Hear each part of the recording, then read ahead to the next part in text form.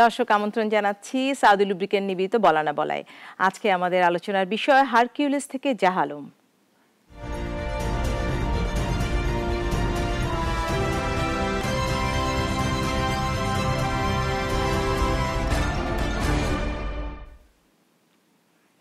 কেন আজ হারকিউলিস থেকে জাহালম, এটি আপনাদের মনে প্রশ্ন আসতেই পারে।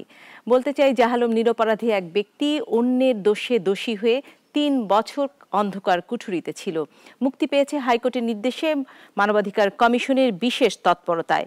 তবে তাকে ভুল ব্যক্তি হিসেবে চিহ্নিত করে এই সাজা দিয়েছিল দুদক।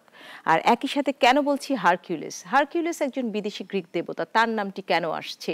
এই জন্যই আসছে, গত কিছুদিন ধরে আমরা দেখছি বিনা অপরাধে সে দায়ী হয়তোবা, কিন্তু বিনা বিচারের ধর্ষক, ৩ জন ধর্ষককে মেরে ফেলা হয়েছে গুলি করে, এবং তাদের বুকে লেখা হয়েছিল আমি ধর্ষক, এটি আমার পরিণতি, কিংবা ধর্ষকরা সাবধান হারকিউলিস। আসলে কেন হচ্ছে? বিনা বিচারে কি একটি প্রাণও আমরা কেড়ে নিতে পারি? অপরাধী, তাকে অবশ্যই বিচারের আওতায় আনতে হবে, কিন্তু বিচারের আওতায় আনতে গিয়ে নিরপরাধী কি বিচারের আওতায় চলে আসছে? এই সব কিছু নিয়ে আজ কথা বলবো দুজন অতিথির সাথে। একজন ইতিমধ্যে আমার সাথে যুক্ত হয়েছেন, আরেকজন পথে আছেন, আমাদের সাথে হয়তো অনুষ্ঠানের মাঝে যুক্ত হবেন, এবং একই সাথে আমাদের সাথে স্কাইপে যুক্ত হবেন জাহালম, যিনি আসলে দীর্ঘদিন অন্ধকার কুঠুরিতে ছিলেন বিনা বিচারে। আমার সাথে আজকের স্টুডিওতে, নাগরিকের স্টুডিওতে উপস্থিত আছেন, পরিচয় করে দিচ্ছি, আপনার সবাই চেনেন তাকে, কাজী রিয়াজুল হক, চেয়ারম্যান জাতীয় মানবাধিকার কমিশন। আপনাকে স্বাগত আজকের বলা না বলায়। বলছিলাম হারকিউলিস থেকে জাহালাম, এবং জাহালামের আজকে যে মুক্তি, আজকে যে সে আসলে মুক্ত বাতাসে নিঃশ্বাস নিচ্ছে, তার জন্য আপনার একটি বড় ভূমিকা, আপনার সংস্থার একটি বড় ভূমিকা ছিল। সেই জায়গায় আসলে মানবাধিকার কমিশনে একদিনে হয়তো অসংখ্য অভিযোগ আসে, অসংখ্য মানুষ তাদের দুঃখের কথা, তাদের সাফারিংসের কথা বলে। এইরকম একটি কেসকে আপনি বেছে নিয়ে এত দ্রুততম সময়ে কিভাবে সমাধান করলেন? প্রথমে ধন্যবাদ দিতে হয় মিডিয়াকে, বিকজ মিডিয়া কর্মীদের মাধ্যমে ঘটনাটা আমরা জানতে পারি, জাহালমের ঘটনাটা আমরা জানতে পারি। এবং জাহালমের ঘটনাটি যখন আমরা জানতে পারি, তখন আমার কাছে মনে হয় এই যে জাহালমের পর অনেক বেশি বড় ধরনের মানবাধিকার লঙ্ঘন হয়েছে। মানবাধিকারের জায়গাটিকে আপনি, হ্যাঁ, মানবাধিকার জায়গাটা থেকেই আমি জাহালমকে দেখছিলাম, কারণ আমার দায়িত্বটা হচ্ছে মানবাধিকার জায়গা থেকে দেখা। তো সেক্ষেত্রে আমরা যেটা করেছিলাম যে একটা মানুষ একদিনও বিনা বিচারে, নিরপরাধ মানুষ একদিনও কারাগারে থাকার কথা না, বিকজ এটা তার প্রতিটি মানুষের সাংবিধানিক অধিকার, সে স্বাধীনভাবে চলাফেরা করবে, এটা তার সাংবিধানিক অধিকার। তো এই জিনিসটাকে আমরা সহ্য করতে পারিনি। আমাদের সংবিধান যদি বলেন, আপনি যদি সার্বজনীন মানবাধিকার ঘোষণার কথা বলেন, বিশ্বব্যাপী কথা বলেন, প্রত্যেকটা জায়গায় এটাকে খুব বড় করে দেখা হয়, বিশেষ করে মানবাধিকার দৃষ্টিকোণ থেকে। তো সেই কারণে আমরা বিষয়টাকে খুব গুরুত্বের সঙ্গে নেই। আমরা নিয়ে দ্রুততম সময়ের ভিতরে জাহালমের ভাই শাহনুরকে আমরা খবর পাঠাই যে তুমি আসো, আমাদের সঙ্গে কথা বলো। আমরা চিঠি দিয়ে থাকি, এবং শাহ আলমের দ্রুততম সময়ের ভিতরে আমাদের এখানে আসে, এসে সে আমাদেরকে তার বক্তব্য শুনি, এবং আমরা তার কাছে যত কিছু কাগজপত্র সে যা জোগাড় করতে পেরেছিল সেগুলো আমরা সব পরীক্ষা নিরীক্ষা করি। পরীক্ষা নিরীক্ষা করে মোটামুটিভাবে আমরা একটা ধারণা পাই যে সত্যিকার অর্থেই এই লোকটি নিরপরাধ, এবং এটি একটি চক্রান্ত, একটি দুষ্ট চক্র, তারা শক্তিশালী একটি দুষ্ট চক্র, হ্যাঁ, তারা ভুয়া ঠিকানা ব্যবহার করে তারা এই কাজটি তারা একটা নিরাপদ লোকের উপর চাপিয়ে দিয়ে তারা একটা ভালো একটা এক্সিট তারা খুঁজছে আর কি, এরপর তাদের দোষটা চাপিয়ে দিয়ে। কারণ ঘটনা সত্য যে 18 কোটি টাকার অর্থ তারা তুলেছে। এইখানে যদি আমি আমাদের আইন শৃঙ্খলা বাহিনী, দুদক এবং কোর্ট, আইন সবকিছু মিলে তা এতগুলো জায়গায় কিভাবে এত বড় একটি ভুল হয়ে গেল আপনার দৃষ্টিতে, বা মানবাধিকার কমিশন কাজ করতে গিয়ে আসলে কোন সংস্থাটির ভুল? যদিও হাইকোর্ট বলেছে দুদক, সেই জায়গায় আমি আপনার কাছে জানতে চাইছিলাম। না, আমার কাছে যেটা মনে হয়েছে সেটি হচ্ছে যে ভুল তো অনেক শুরু থেকেই হয়েছে, কারণ একটা মানুষ একটা চেকের মাধ্যমে না, বিভিন্ন চেকের মাধ্যমে সে এতগুলো টাকা তুলেছে, এবং যে লোকটি তুলেছে তারও হয় খোঁজ খবর নেওয়া হলো না। তো এখানে যে ব্যাংকগুলো থেকে তুলেছে তো সেই ব্যাংকগুলোর সেখানেও দুষ্ট চক্র ছিল, সেইখানে মূল দুষ্ট চক্রটি ছিল। এবং তারাই তাদের এই জিনিসটা যখন তাদের অডিটে ধরা পড়ে তখন এই জিনিসটাকে প্রথম একটা সিস্টেমের মধ্যে আসে, বিচারের প্রক্রিয়ার মধ্যে আসে। তো সেই জিনিসটা তাদের ওখানেই ছিল। আর পরবর্তীকালে যখন এটা দুর্নীতি দমন কমিশন থেকে তদন্ত করা হয়, সেই তদন্তের সময় কিন্তু ব্যাংক কর্মকর্তারা এর সাথে মোটামুটিভাবে সম্পৃক্ত ছিল। তারাও জাহালামকে চিহ্নিত করে। আমরা জাহালাম আমাদের সাথে যুক্ত হয়েছেন, একটু জাহালামের মুখ থেকে শুনতে চাই। জাহালাম, আপনি কি আমাকে শুনতে পাচ্ছেন? জি জি, শুনতে পাচ্ছি। আপনি কেমন আছেন? ভালো আছি। আপনার কাছে জানতে চাইছিলাম, কারাগার থেকে বের হওয়ার পর আপনার প্রথম অনুভূতি কি ছিল? কারাগার থেকে বাড়ির পরে মা বাবাকে সবাই বুকে নিব, বউ বাচ্চাকে কাছে পাবো, অনেক লাগবে যে কথা। আমার আপনি কি ভেবেছিলেন যে আপনি এই কারাগার থেকে কখনো বেরোতে পারবেন? আমি ভাবতাম যে এত মামলা দিচ্ছে দুদক, আমারে আমি জীবনে জেল থেকে বাইতে পারবো না, মিথ্যা মামলা। আপনাকে প্রথম কবে, কখন, কোথায় ধরা হয় আমরা যদিও ঘটনাটি জানি, তবু সংক্ষেপে আপনার মুখ থেকে দর্শকদের জন্য জানতে চাই। আমাকে ধরা হয় ঘোড়াশাল থেকে। জি, ঘোড়াশাল থেকে ধরে টাঙ্গাইল থানায় পাঠিয়ে দেওয়া হয়। আমাদের ধরার সময় বলে তোর নাম বলে আবু সালেক, আমার বলে। আমি কই না স্যার, আমার নাম আবু সালেক না। কয় না, তোর নাম আবু সালেক, তোর অনেকদিন ধরে খোঁজ করছি। এটি বলেছে পুলিশ? হ্যাঁ, পুলিশকে বারবার রিকোয়েস্ট করি, পুলিশ আমার কথা শুনে না। পরে আমার পকেটে আবার ওই জুটমিলের একটা কার্ড ছিল, ওই কার্ডটা দিয়ে দিয়েছিলাম যে স্যার আমার দেখেন আমার বাড়ি টাঙ্গাইল, আপনি জাস্টিফাই করেন চেয়ারম্যান মেম্বারের কাছে। তারপরে তারা শুনে নাই, পরের দিন আমার চালান দিয়ে দিচ্ছে। এই যে এইভাবে মনে করেন 3 বছর নির্দোষী লোক আমি জেল খাটলাম। পুলিশ ধরে টাঙ্গাইল থেকে আপনাকে ঢাকায় আনলো। ঢাকায় আপনি কোথায় কোথায় জিজ্ঞাসাবাদের মুখোমুখি হয়েছিলেন? ঢাকায় আমি কোন জায়গায় জিজ্ঞাসা মুখ কইছিলাম না, কিন্তু ধরার আগে দুদক আমাকে ডাকছিল। দুদক ডাকে বলছিল যে দেখেন যে ছবিটি কি আপনার নাকি? আমি বলছিলাম যে না, আমি আর ছবি নাই না। ওই অ্যাকাউন্টে যে অ্যাকাউন্টের ফাইল এটা দেখেন আপনার নাকি? আমি বলছি না, এটাও আমার না, আমি কোনদিন অ্যাকাউন্ট করি নাই, আর আমি কোনদিন চাইতে করে ছবি তুলি নাই। ওরা তুলেন নাই, কই না। ওরা আমার ছবি, আইডেন্টি কার্ড সব নিয়েছিল। আর যে চাকরি করি আমি ঝুটমেলের কাগজপাতি আমি দুদক এনে দিয়েছিলাম। তারপরে তারা আমার মিথ্যা মামলা আজকে 3 বছর আমার জীবন থেকে নাই করে দিয়েছে। আমি আমার জীবনে কত কষ্টে দিনপাত কাটতে, যে কথা ভাষায় প্রকাশ করার মতো না। দুদকের কাছে যখন আপনি বারবার বলছিলেন যে আমি সালেক না, আমি জাহালাম, তখন দুদকের ব্যক্তিরা কি আপনাকে শনাক্ত করলো? সাথে কি ব্যাংক কর্মকর্তা ছিল, তারাও কি আপনাকে শনাক্ত করলো জাহালাম হিসেবে, সালেক হিসেবে? হ্যাঁ হ্যাঁ, দুদকের সামনে আমার ব্যাংক কর্মকর্তারা অবশ্যই আমার কথাই আমারে দেখে দিছে। আর কোর্টের কথা আমি বলছি সরাসরি নিজেই, কোর্ট আমার কথা শুনে নাই। আর কোর্ট আমার কথা শুনলো না। কোর্ট আপনাকে কি বলেছিল? কোর্ট ছবি দেখে, ওই লোকের আমার ছবি দেখে কয় আমি কি বলে সেই লোক। কোর্ট আমার কথা শুনে না, আমি জজ সাথে নিজে সরাসরি বলছি। ও, তাহলে কোর্ট, পুলিশ, দুদক কর্মকর্তা, ব্যাংক কর্মকর্তা, এই 4টি জায়গায় কোনোখানেই আপনি আসলে জাহালাম বলেও পার পাননি, প্রত্যেকে আপনাকে সালেক হিসেবে চিহ্নিত করেছিল। জাহালাম, আপনি আমাদের সাথে যুক্ত থাকুন, আমরা আরো কথা বলবো আপনার সাথে। কথা বলছিলাম হারকিউলিস থেকে জাহালাম। কেন বলছিলাম সেটি এর আগেই বলেছি, এবং বলেছিলাম দুজন অতিথি আমার সাথে থাকবেন। একজন ইতিমধ্যে যুক্ত হয়েছেন, আপনার সাথে পরিচয় করে দিয়েছি। ঢাকা শহরের এই তীব্র যানজট ঠেলে আরো একজন অতিথি আমার সাথে যুক্ত হয়েছেন, পরিচয় করে দিচ্ছি। ডক্টর মোজাম্মেল হক খান, কমিশনার, দুর্নীতি দমন কমিশন। আপনাকে স্বাগত আমাদের আজকের বলা না বলায়। আমরা ইতিমধ্যে কথা বলেছি মানবাধিকার কমিশন চেয়ারম্যানের সাথে এবং অভিযুক্ত যে জাহালাম বিনা দোষে এতদিন কারাগারে ছিলেন তার সাথেও।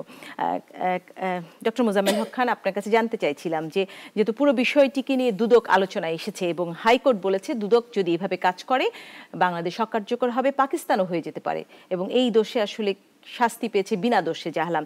পুরো বিষয়টি দুদকের ঘাড়ে আসছে, যদিও দুদক বলছে জাহালামকে গ্রেফতার করেছিল আইনশৃঙ্খলা বাহিনী। এরকম কঠিন প্রশ্ন, কিন্তু উত্তর কিন্তু বেশি কঠিন না।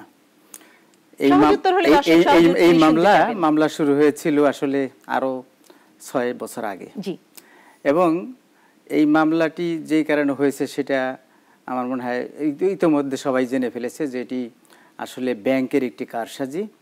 ব্যাংকে অ্যাকাউন্ট খুলে টাকা তছরুপ করার জন্যে একটি অপচেষ্টা করা হয়েছে এবং এর সাথে আইডি কার্ডের একটা সম্পর্ক আছে। এবং জাহে আলম বলতে যেই ব্যক্তিকে নিয়ে আমরা এখন কথা বলছি সেই ব্যক্তি কে এটাও বোধহয় ইতোমধ্যে সবাই জানে। তো আমি একটু সংক্ষেপে বলতে চাই যে জাহে আলম হচ্ছে টাঙ্গাইলের একজন মানুষ, সে পাট শ্রমিক, এরকম পাটকলে চাকরি করেন, উনি নরসিংদী ঘোড়াশালে চাকরি করতেন। কারেক্ট। তো এখন যেই ব্যক্তি এটার সাথে জড়িত তিনি আবার ঠাকুরগাঁয়ের লোক। এখন ইনি ব্যাংকে কর্মরত, ব্যাংকের যারা অ্যাকাউন্ট খোলার সময় যারা তাকে পরিচিতি দিয়েছে, অর্থাৎ যাকে বলা যায় সাক্ষী দিয়েছে, যেই ব্যক্তি হলো সেই জাহে আলম, সেটা ব্যাংকের লোক এবং দুর্নীতি দমন কমিশন যখন পরবর্তীকালে এটি তাদের দায়িত্বে পড়ে তখন তারা ওই সংশ্লিষ্ট জাহে আলমের বাড়িতে, তার এলাকায় চেয়ারম্যান এবং অন্যদের কাছ থেকে তার সম্পর্কে জানতে চেয়েছে। তারা তাকে পরিচয় দিয়েছে, হ্যাঁ এই জাহে আলম সে ব্যক্তি। তো এখন একটা ব্যক্তিকে এলাকার চেয়ারম্যান এবং যদি ব্যাংকের লোক তাকে শনাক্ত করে, তাকে অ্যাকাউন্ট করতে দেয়, জনপ্রতিনিধি যদি তাকে ওই ব্যক্তি বলে স্বীকার করে, এবং কাজটা হয়েছে এরকম যে ওখানে যে ছবিটা ব্যবহার করা হয়েছিল আইডি কার্ডেরও কিছু পরিবর্তন করা হয়েছে এবং তার যে ছবি, সেই ছবিটা আমি নিজের ছবিটা দেখেছি, ছবিটা বলতে গেলে প্রায় মিল বলা হচ্ছিল যে 19-20 তার ছবি 19-20 পার্থক্য। কাজে এখানে আমার মনে হয় যে ভুল ধরাটা দুদকের কর্মকর্তাদের জন্য কঠিন ছিল, কিন্তু ভুল তো ভুলই। এখন আমি যদি এটাকে পাশ কাটিয়ে যাওয়ার চেষ্টা করি সেটা বলবো না, তবে যেটুক ভুল করেছে সেই অপরাধের জন্যে আমরা দুর্নীতি দমন কমিশনে যারা কাজ করছে তাদেরকে আমরা অবশ্যই ছেড়ে দেব না। এটার জন্য আমরা তদন্ত কমিটি গঠন করেছি। আমার মনে হয় যে দুদকের দায় যেটুকু সেটুকুর জবাব হবে। আমি বলতে পারি যে সামগ্রিক বিষয়ের জন্য দুঃখিত, বাংলাদেশে এরকম ভুল স্বীকারের জন্য দুঃখ প্রকাশ্য তো একটি, হ্যাঁ আমি মনে করি যে এরকম কাজ হওয়া উচিত হয়নি। আমাদের দুদকের কর্মকর্তা না, শুধু যারা তদন্তের সাথে জড়িত আছে সবারই দায়িত্ব। আমরা জাহে আলম আমাদের সাথে যুক্ত আছেন, আমি একটু জাহে আলম আপনাকে আবার স্বাগত জানাচ্ছি বলানা বলায়। জাহে আলম আপনার কাছে জানতে চাই এবং বলতে চাই যে দুদকের কমিশনার আমাদের সাথে উপস্থিত আছেন, আপনি কি ওনাকে কোনো প্রশ্ন বা কিছু বলতে চান কিনা? ওনাকে আমি প্রশ্ন করতে চাই, পরবর্তীকালে আমার মতো আলম জানি কেউ না ধরে মিথ্যা মামলা সঠিক তদন্ত করে সঠিক লোকদের ধরা হয়। এই পুরো ঘটনার জন্য আপনি কাকে কাকে দায়ী করছেন? আমি দুদককেও দায়ী করছি এবং কি ব্যাংকেও দায়ী করছি এবং কি পুলিশকেও দায়ী করছি। সঠিক তদন্ত না করে আমার তো ধরে আনছে। আপনি এর জন্য কোনো ক্ষতিপূরণ চান কিনা জাহে আলম? হ্যাঁ জি, আমি অনেক ক্ষতিগ্রস্ত হয়েছি, অনেক নিঃস্ব হয়েছি, এর জন্য আমি ক্ষতিপূরণ চাই। আপনার জীবনে 3টি বছর হয়তো কেউ ফিরিয়ে দিতে পারবে না, কিন্তু এটির জন্য ক্ষতিপূরণ আপনি আসলে কার কাছে চান? আইন শৃঙ্খলা বাহিনী, ব্যাংক, দুদক এবং আরো একটি কথা যিনি দুদক কমিশনার বলেছেন, আমি আপনার জ্ঞাতার্থে বলতে চাই যে আপনার এলাকার চেয়ারম্যানও আপনাকে সালেক হিসেবে শনাক্ত করেছিল। চেয়ারম্যানের বিচার হওয়ার দরকার। আপনি আমাদের সাথে যুক্ত থাকুন। আমি আবার একটু ডক্টর মোজাম্মেল হক খান আপনার কাছ থেকে পরে আবার মানবাধিকার কমিশন চেয়ারম্যানের কাছে যাব। দুদকের যে তাহলে প্রক্রিয়াটি যেটিতে তারা ক্রস চেক করেন, সেই জায়গায় কি আসলে তাহলে আমাদের পরিবর্তন আনার প্রয়োজন আছে? তো নিশ্চয়ই এখানে আসলে কি মেকানিজমে দুদক আসলে ক্রস চেক করে? তারা কি পুলিশের তথ্যের উপরে, ব্যাংক কর্মকর্তার তথ্যের উপরেই তারা আস্থা রেখে? আসলে এই ভুলটা একটা অভিনব ভুল, আমি মনে করি নতুন ধরনের ভুল। এই ধরনের ভুল আরো কি হয়েছে আমি জানি না, তবে আমরা অনেক সময় এরকম শুনে থাকি যে একজনের সাজা আর একজন ভোগ করে, এরকম আমরা আরো শুনেছি। এই ক্ষেত্রে সবচেয়ে সমস্যাটা হয়েছে, আমি জানি না জাহে আলম কি বলবেন, তিনি কেন 3 বছর এইভাবে চুপিসারে এই জেল অভ্যন্তরে কাটিয়ে দিলেন? তার কোনো অ্যাডভোকেটের মাধ্যমে তিনি কেন এটা নিয়ে তিনি বলেছেন, তিনি কোর্টে বারবার বলছেন এটা কোর্টের বিবেচ্য বিষয় ছিল। কোর্টকে যদি বলা হয় কোর্টের বিবেচ্য বিষয় ছিল, দুদক কমিশনার কিন্তু বলছেন আপনাকে একাকী দুদককে দায়ী করা হবে। দুদক কমিশনার বলছে 3 বছরে আপনি কি এই মামলার একজন আইনজীবী দিয়ে বা কোনোভাবেই কি পারেননি এটিকে প্রমাণ করতে কোর্টে? আবেদন করতে পারতেন, জেল কর্তৃপক্ষকে বলতে পারতেন। আইনজীবী চ্যালেঞ্জ করতে মানে নাই কিভাবে কোনোভাবে, কিন্তু আমি নিজেই দর্শকের সাথে আমি চ্যালেঞ্জ করছি যে এই ছবি আমার নাম, এই কোনো অ্যাকাউন্ট করি নাই, আমি আমার কাগজপাতি দেই, আপনি টেস্টে পারো, আমি যদি অপরাধ আমি দ্বিগুণ সাজা পাঠাই, আমি নিজে বলছি। উনি নিজে, যেহেতু উনি আইনজীবী দিতে পারেনি বিভিন্ন কারণে, উনি নিজে কোর্টে বারবার বলেছেন যে তিনি জাহালাম নয়, তিনি জাহালাম, তিনি সালেক নন, কিন্তু কোর্ট সেই কথাটি শোনেনি। আমার মনে হয় মামলা এখনো তদন্তাধীন আছে। জি, জাহেলামও যদি কোনোভাবে এটার সাথে তার ভুলের কারণে এই শাস্তি ভোগ করে থাকেন, এটাও হয়তো একদিন আমার মনে হয় আমরা জানতে পারবো। এখানে তারও আমার মনে হয় কিছুটা গাফিলতি আছে আমি বলবো। তিনি আসলে যেই শ্রেণীর, যে অর্থনৈতিক অবস্থা, এবং একজন লোক যখন জেলে চলে যায় আসলে তার জন্য কঠিন, কারণ তার পরিবারে এমন সাপোর্ট দেওয়ার কেউ ছিল না যে তাকে একজন আইনজীবী নিয়োগ করবেন। মানবাধিকার কমিশন চেয়ারম্যান, আপনি যদি একটু বলেন, পুরো বিষয়টা আপনার তদন্ত করেছেন। না, তদন্ত মানে আমরা যেটা করার চেষ্টা করেছি, যখন আমাদের কাছে একটা অভিযোগ আসলো যে যাকে জেলখানাতে কারাবন্দী হিসেবে যে আছে এই লোকটি সেই লোকটি নয়। তা আমরা দেখলাম যে একটা লোক যদি বিনা অপরাধে জেলখানার ভিতর থেকে থাকে তাহলে সেটা তো কোনো ক্রমে গ্রহণযোগ্য হতে পারে না, সেটা তো তার মানবাধিকারের চরম লঙ্ঘন হচ্ছে। অতএব আমরা আইডেন্টিফাই করার চেষ্টা করেছি যে জেলখানাতে যে লোকটি আছে সেই লোকটি জাহালম কিনা নাকি আবু সালেক, এইটি আমরা তদন্ত করার চেষ্টা করেছি। তো এবং আমরা সেই কারণেই আমরা যেটা করেছি, আমরা আসার সঙ্গে সঙ্গে এদের বক্তব্য তো শুনেছি, শোনার পরে আমরা এটা আবার আমি নিজে ব্যক্তিগতভাবে জেলখানা ভিজিট করেছি। সো জেলখানা ভিজিট করেছি, আমি জেলখানা ভিজিট করে তখন আমি জাহালামের সাথে কথা বলেছি এবং আমরা এই বিষয়টা টাঙ্গাইলের স্থানীয় প্রশাসনকে আমরা জানিয়েছি যে আমাদের কাছে সরেজমিনে তদন্ত করে একটা প্রতিবেদন দেওয়া। অ্যাকর্ডিংলি আমরা আবু সালেকের এলাকাতে সেখানে আমরা প্রতিবেদন পাঠিয়েছি তারশী ঠাকুরগাঁ জেলাতে, এবং সেখানে আমরা যেটা সেখানে এই পার্থক্য ধরা পড়েছে যে না, আবু সালেক একটা বিত্তবান লোক, সে টাকা পয়সা যে তার যে অনেক টাকা সম্পত্তি গেলে হয়েছে এই বিষয়টা প্রাথমিকভাবে প্রতিবান হয়েছে। আর জাহালামেরটা দেখা হয়েছে না, জাহালাম অত্যন্ত হতদরিদ্র একজন মানুষ, আর ওই 3 বছর জেলে থাকার, তখন তো 2 বছর হয়েছে, এই 2 বছর জেলে থাকার কারণে সে আরো বিপর্যস্ত অবস্থা আছে। জাহালামের ভাই কিন্তু দাঁড়ে দাঁড়ে ঘুরেছেন, বারান্দায় ঘুরেছেন, তিনি আইনজীবীদের বলেছেন এবং গণমাধ্যম প্রতিনিধিদের বলেছিলেন যে আমার ভাই এভাবে বিনা বিচারে আটকে আছে, যার জন্য বিষয়টি শেষ পর্যন্ত গণমাধ্যমে আসতে বাধ্য হয়েছে। অনেক কথাই চলছে, আমাদের সাথে যুক্ত আছেন জাহালাম এবং আরো 2 জন অতিথি। একটু সামাজিক যোগাযোগ মাধ্যম দেখতে চাই যে সেখানে কি কথা হচ্ছে। রিয়াজুল কবির বলছেন ক্রসফায়ার, হারকিউলিস এসবের শুরুটা ভালো আর রোমাঞ্চকর হলেও ধীরে ধীরে ভয়ঙ্কর আর আতঙ্কের হয়ে ওঠে। শাসক শ্রেণী নিজেদের স্বার্থে ব্যবহার শুরু করার আগেই এসব বিচার বহির্ভূত হত্যাকাণ্ডের বিরোধিতা করা উচিত। নতুন ভুয়া মামলা দিয়ে আপনাকেও করা হতে পারে পরবর্তী টার্গেট। হযরত আলী বলছেন হারকিউলিস যারা বিচার বহির্ভূত হত্যাকাণ্ড ঘটাচ্ছে তারা কি বাংলাদেশের আইন শৃঙ্খলা বাহিনী হতে অধিক ক্ষমতাবান? এভাবে প্রত্যেকে নিজের মতো করে আইন হাতে তুলে নিয়ে দেশের বিচার ব্যবস্থা এবং শৃঙ্খলা বাহিনীর প্রতি অনাস্থা সৃষ্টি হবে। জাহালাম পিলো গেম। নিজাম চৌধুরী বলছেন দুদক দায়ী, পুলিশ দায়ী, ব্যাংক দায়ী, এনআইডি কর্তৃপক্ষ দায়ী। মিউজিক বাজছে, মিউজিক থামলে যার হাতে পিলো থাকবে জাহালামকে অন্যায়ভাবে জেল খাটানোর জন্য সেই আসল দায়ী। আপনারা চিল্লাচিল্লি না কইরা মিউজিক উপভোগ করতে থাকেন, খেলায় টান টান উত্তেজনা।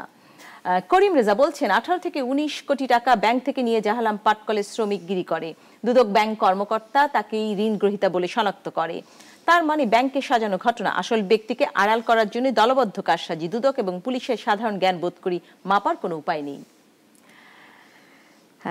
দুদক কমিশনার ডক্টর মোজাম্মেল হক খান একদম শেষ যেটি বলছিলেন যে একজন ব্যক্তি আসলে 18 কোটি টাকা নিয়ে পাটকল শ্রমিক হিসেবে কাজ করতে পারেন কিনা, যদিও এখানে বলেছে আরো একজন যে সবাই দায়ী সমানভাবে। তাহলে আসলে পুরো সিস্টেমে কি গলদ আমাদের? এর পাশাপাশি আমি আপনার কাছে আরো একটি প্রশ্ন একই সাথে রাখি, দুদক এতদিকে কেন হাত ছড়িয়েছে? দুদককে আমরা কাগজে বাঘ বলছি, অনেক কিছু বলে থাকি। প্রাইমারি স্কুলের শিক্ষকের বিষয়টি দেখতে দুদক হাজির হয়, দুদকের হাতে এত বড় বড় ঘটনা থাকার পরেও, এবং আপনি কিন্তু এই সামাজিক যোগাযোগ মাধ্যমে উত্তরটিও দিবেন। আসলে দুদককে অনেকে খণ্ডিত আকারে দেখে, তারা মনে করে দুর্নীতি দমন ব্যুরো নামে একসময় যে দুদক ছিল বোধহয় দুদকের অবস্থান ওখানেই আছে, কিন্তু দুদক কিন্তু সেই ব্যুরো পর্যায়ে নাই। এখন দুদকটা একটি কমিশন হয়েছে, কমিশনের আইন হয়েছে 2004 সালে। কমিশন কি স্বাধীনভাবে কাজ করতে পারছে? অবশ্যই স্বাধীনভাবে, আমাকে কেউ বাধা দিচ্ছে এরকম তো রেকর্ড কেউ দেখাতে পারবে না। তো আমি বলবো সেটা না, কথা হচ্ছে যে দুদকের এখন অনেক কাজ। দুদক আগে ব্যুরো যেটি করতো তখন করা হতো যে একটি মামলা হবে, তারপরে তার তদন্ত হবে, অনুসন্ধান হবে এবং আমরা প্রসিকিউশন দিয়ে আমরা আমাদের দায়িত্ব শেষ, আদালত বিচার করবে। কিন্তু এখন দুদক যে কমিশন হয়েছে, এখন আমাদের দায়িত্ব হচ্ছে দুর্নীতি যাতে না হয় প্রতিরোধমূলক ব্যবস্থা করা, জনমনে একটা ধারণা সৃষ্টি করা যে দুর্নীতির বিরুদ্ধে আমাদের দাঁড়াতে হবে, মানুষের দুর্নীতি বিরোধী মনস্কতা তৈরির জন্য আমাদের কাজ করতে হয়। সেই কারণে প্রতিকারমূলক কাজ করার জন্যে আমাদের যেই পরিমাণ খরচ হবে সেই বিবেচনা আমার মনে করি প্রতিরোধমূলক কাজ করা আমাদের বেশি জরুরি। সেই জন্য আমরা বিভিন্ন জায়গা যেখানে দুর্নীতির একটু গন্ধ পাওয়া যায়, দুর্নীতি সেখানে আমরা একটু হাজির হওয়ার চেষ্টা করি। এর মানে এই না যে সেখানে গিয়ে আমরা মামলা দিই। আপনারা হয়তো বলবেন যে বিভিন্ন মন্ত্রণালয় বা বিভিন্ন বিভাগের কাজে আমাদের হস্তক্ষেপ, যেটা আপনি বলছেন সেটি হচ্ছে যে প্রাথমিক বিদ্যালয়ের কথা যদি বলেন, স্বাস্থ্য বিভাগের কথা বলেন, হাসপাতালে বলেন, সেখানে দুদকের লোকজন গিয়ে মানুষের মনে বা ডাক্তারদের মনে, শিক্ষকদের মনে একটা ধারণা সৃষ্টি করেছে যে আমাদের দেখার লোক আছে, উপস্থিতি না হওয়া এক ধরনের দুর্নীতি। এটা সরকারের অর্থের যেখানে অপচয়, যেখানে সদ্ব্যবহার না হবে, সেখানেই আমাদের কাজ করার অধিকার, সাংবিধানিক দায়িত্ব এবং আইনের মধ্যে এটা পড়ে। যেই কারণে আমি মনে করি যে যারা এগুলো বলেন তারা আবেগতাড়িত হয়ে বলেন এবং হয়তোবা তাদের প্রতি বেশি সহানুভূতিশীল হন, কিন্তু দুর্নীতির বিরুদ্ধে জিরো সহিষ্ণুতা রাখতে হবে। যেটি বলছিলেন যে সাধারণ জ্ঞানেও তো বোঝা যেত যে একটি ব্যক্তি 18 কোটি টাকা জালিয়াতির পর তিনি কি আসলে পাটকল শ্রমিক হিসেবে কাজ করবেন কিনা, সেই জায়গায় সবাই একই ভুল করে গেল। প্রথমেই তো আর পাটকল শ্রমিক হিসেবে আসেনি, সে একজন ব্যক্তি এবং একজন, আমি মনে করি এখানে আমি অবশ্যই এইভাবে ডিফাই করবো না, বাট আমি মনে করি যে একজন সাধারণ মানুষও বড় অঙ্কের টাকা চুরি করতে পারে অন্যের পক্ষে, অন্যের পক্ষে সে কাজ করতে পারে। কাজেই সেই টাকার মালিক যে সে হবে, সেই যে পুরো পরিস্থিতি সৃষ্টি করেছে তা না, ব্যাংকের লোক জড়িত তারা হয়তো এই টাকাটার মালিক হবে। কাজেই পাটকল শ্রমিক এটা হলো একটা নাম মাত্র, এটা একটা সামান্য অস্ত্র দিয়ে একটা বিশাল ব্যক্তির ক্ষতি করে দেওয়া যায়। কাজে আমি মনে করি এই জাহে আলম একটা ছোট্ট মানুষ বা তার সামাজিক পরিস্থিতি খুবই সামান্য, আর্থিক অবস্থা খুবই আমি বলবো যে নগণ্য, সেই বিষয়ে বড় কথা নয়। বড় কথা হচ্ছে সে হতে পারে বড় কারো অস্ত্র। জাহালাম, আপনি শুনতে পাচ্ছেন? জি, দুদক কমিশনার যেটি বলছিলেন যে অনেক সময় এমন হয় যে বড় কেউ ছোট ছোট মানুষকে ব্যবহার করে তারা বড় ধরনের অপরাধ করে, সেরকম কোনো সম্ভাবনা বা কোনো কিছু কেউ কি আপনাকে জিজ্ঞেস করেছিল বা সেরকম কোনো বিষয় ছিল কিনা? জি না, ছিল না। আপনি কখনোই সালেক খান বা এই নামে কোনো ব্যক্তিকে চিনতেন? এটি আপনি বারবার বলেছেন এবং এটি প্রমাণিত হয়েছে। আমরা আসলে অনুষ্ঠানের শেষ দিকে আপনার কি আর কিছু বলার আছে কিনা জাহালাম? বারবার বলছি, তারা আমার কথা শুনে নাই। 24 10 মাস আগে আলোচিত করছিল, তারপর তো আমার জন্য কেউ কিছু করলো না। আমি তার পরে 1 বছর জেল কাটলাম। তারপর জি, শেষ পর্যন্ত গণমাধ্যমে আপনার প্রতিবেদনটি আসার পর আপনি মুক্ত হয়েছেন এবং স্বাধীনভাবে চলাফেরা করতে পারছেন, আপনি স্বাধীন মুক্ত বাতাসে নিঃশ্বাস নিতে পারছেন, আপনি সন্তানকে কোলে নিয়ে হাসছেন, সে ছবিও গণমাধ্যম প্রকাশ করেছে। আপনি ভালো থাকবেন, আশা করি আপনি আপনার ক্ষতিপূরণ পাবেন এবং হয়তো আপনার জীবনে 3টি বছর কেউ ফিরে দিতে পারবে না, কিন্তু আপনি ভালোভাবে থাকবেন, এটিও আমাদের প্রত্যাশা। আমি আসতে চাইছি কাজী রিয়াজুল হক আপনার কাছে। হারকিউলিস নিয়ে কথা হচ্ছিল বারবার, এ বিষয়ে আমরা একটু আমাদের বোকাইয়ের প্রশ্ন শুনে আসি, তারপর আপনার সাথে কথা বলবো। বোকাই অনেকক্ষণ অপেক্ষা করছে প্রশ্ন করার জন্য। বোকাই, আপনি প্রশ্ন করুন। আমি জানতে চাইছিলাম অপরাধী মারার ফাঁক ফোকরে আবার নিরপরাধী মারা পড়বো না তো? যেটি বলছিলেন যে অপরাধীর ফাঁক ফোকরে আবার নিরপরাধী মারা পড়বে কিনা, আমরা দেখেছি যখন মাদক নিয়ন্ত্রণের বাইরে চলে গেছে তখন অনেক ধরনের মানুষ আসলে বিনা বিচারে মানে ক্রসফায়ারে মারা গিয়েছে। শব্দটি ক্রসফায়ার বলছে, কেউ বলছে বিভিন্ন ধরনের শব্দ এটিতে ব্যবহৃত হয়। এবং এইবার আমরা দেখছি 3 জন ধর্ষককে মারা হয়েছে। প্রথমে বলা হয়েছিল আমি ধর্ষক, আমি বলেছি আপনাকে, এরপরে শেষ দিন বলা হয়েছে হারকিউলিস, সাবধান। আসলে কি এই ধরনের হত্যাও কি সমর্থনযোগ্য কিনা? না, আমি প্রথমে যেটা বলতে চাই যে হারকিউলিসের ব্যাপারে যে কথাটা এসেছে, যে মানুষগুলোকে যারা অপরাধ করেছে বলে প্রতিবান হয়েছে তাদের কাছে, তারা তাকে হত্যা করেছে। এই হত্যাটা যে কে করেছে আর বিচার বহির্ভূত হত্যাকাণ্ডের কথা যেটা বলে, এই দুটো কিন্তু সম্পূর্ণ আলাদা জিনিস। অর্থাৎ একটা মানুষকে সে অপরাধ করেছে, তাকে হয়তো কেউ না কেউ হত্যা করেছে, এটা অবশ্য ঠিকই। তো সেটা কিন্তু আসলে বিচার বহির্ভূত হত্যাকাণ্ডের আসলে একটু ইন্ট্রুশন যেটা বলি, মানে রাষ্ট্রীয় কোনো বাহিনী যে তাকে হত্যা করেছে এরকম কোনো নজির পাওয়া যায়নি। প্রত্যেকের পরিবারই কিন্তু অভিযোগ করেছে তাদেরকে কিছুদিন আগে তুলে নেওয়া হয়েছিল বাড়ি থেকে।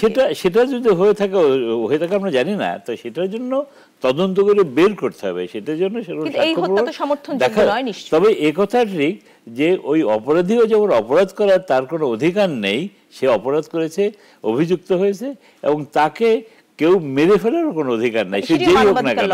এই বিষয়ে আপনার কোনো পদক্ষেপ আছে কিনা? হ্যাঁ, পদক্ষেপ তো ডেফিনেটলি আছে। আমরা সবসময় বলেছি যে কোনো মানুষকে কেউ হত্যা করতে পারবে না, আইন বহির্ভূত হয়ে কাউকে হত্যা করা যাবে না। কোনো মানুষ যদি অপরাধ করে তাকে আইনের কাঠগড়ায় দাঁড়া করাতে হবে এবং আইনি প্রক্রিয়া অনুসরণ করে তাকে শাস্তি দিতে হবে।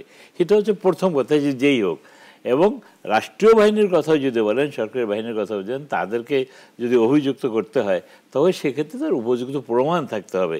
আমরা সবার ক্ষেত্রে বলি, সে পাবলিকও যদি কাউকে হত্যা করে ফেলে, এখানে যেটা বলা হয়েছে যে Hercules, we do not know who is Hercules, তেমন একটা ভাবটা এসেছে যে হারকুলিস মানে বোধহয় এরকম কেউই আছে যে আরেকটা পক্ষ তাকে বলছে যে তাকে আইন শৃঙ্খলা বাহিনী থেকে বেশি ক্ষমতাধর কিনা, এরকম প্রশ্ন কিন্তু মানুষ করছে। না, সে তো প্রশ্ন হচ্ছে অপরাধীরা, তাদের অপরাধের একটা জগৎ থাকে, সেই জগতের ক্ষমতাশীল থাকে, তারা লুকিয়ে লুকিয়ে অপরাধ করে থাকে আর কি। তবে আমি যে কথাটা লাস্টে বলতে চাই, বোকাই আপনার কাছে একটি প্রশ্ন রাখতে চাই। বোকাই, আপনি প্রশ্ন করুন। বোকাই, আমার প্রশ্নটা হইল, দেশি হিরোরা কি ফেল মারলো, বিদেশি হিরো আনতে হইল কেন? ধন্যবাদ বোকাই। বোকাই বলছে যে আমরা আগে অনেক ধরনের দেশি নাম দেখতাম, এখন আমরা বিদেশি গ্রিক দেবতার হিরোকে কেন আনতে হয়েছে? না, আমাদের দেশে দেখেন এখন তো এইসব অপসংস্কৃতি আমাদের দেশে আসছে, তাহলে সেই কারণে আমি একটু শেষের দিকে একদম আমি ডক্টর মোজাম্মেল হকের কাছে যাচ্ছি। যে হারকুলিস নামে একটা অনেক বড় দেবতা আছেন, অনেক ক্ষমতাবান ছিলেন, তাকে বলা হতো গড। ডক্টর মোজাম্মেল হক খান, একদম শেষ প্রশ্ন আপনার কাছে, যে এই ভুলগুলো সবগুলো সংস্থা বা যে যারা যারা দায়ী, সেখানে আসলে আপনাদের কোনো সাজেশন আছে কিনা যে এই ধরনের ভুল যেন দ্বিতীয়বার না হয়, সেটা এনআইডি কর্তৃপক্ষ, ব্যাংক কর্তৃপক্ষ, পুলিশ বা কোর্ট? এই সাজেশন আমার দেওয়ার দরকার নেই, আপনিও দিতে পারেন। আজকে যারা শুনছেন, যেহেতু আপনাকে কাঠগড়ায় দাঁড় করাচ্ছে দুদককে বারবার, সেজন্য না, দুদকের কাজ দুদক দেখবে। তবে আমি মনে করি যে সব জায়গায় তো ভুল হয়েছে, এবং ভুলটা শুরু হয়েছে ইচ্ছাকৃতভাবে ভুল। এটা এমন ভুল না যে এটা বোনাফাইড কোনো ভুল, এটা মেলাফাইড এবং ইন্টেনশনালি করা হয়েছে, এবং ইন্টেনশনালি করা হয়েছে ব্যাংকের কর্তৃপক্ষের মাধ্যমে। সেখান থেকে শুরু, এবং পরবর্তীকালে আমরা ওই ভুলের শিকার হয়ে গেছি। তো আমি মনে করি যে কোনো দিন কোনোভাবেই এই ধরনের ভুলকে আমরা সমর্থন করি না, এবং আমাদের সতর্কতার সাথে কাজ করতে হবে যাতে করে এই ধরনের ভুলের পুনরাবৃত্তি না। ধন্যবাদ ডক্টর মোজাম্মেল হক খান, কাজী রিয়াজুল হক এবং জাহালাম, যিনি আমাদের সাথে যুক্ত ছিলেন। দর্শক, আপনারা দেখছিলেন হারকিউলিস থেকে জাহালাম। সাউদি লুব্রিকেন্ট নিবেদিত বলা না বলা, এই ধরনের ভুল যেন আর কখনো না হয়, এবং সেটার জন্য সবাই আসলে ক্ষমা প্রার্থী কিংবা দুঃখ প্রকাশ করেছেন। সবাই ভালো থাকবেন। আজকের অনুষ্ঠান এখানেই শেষ করছি।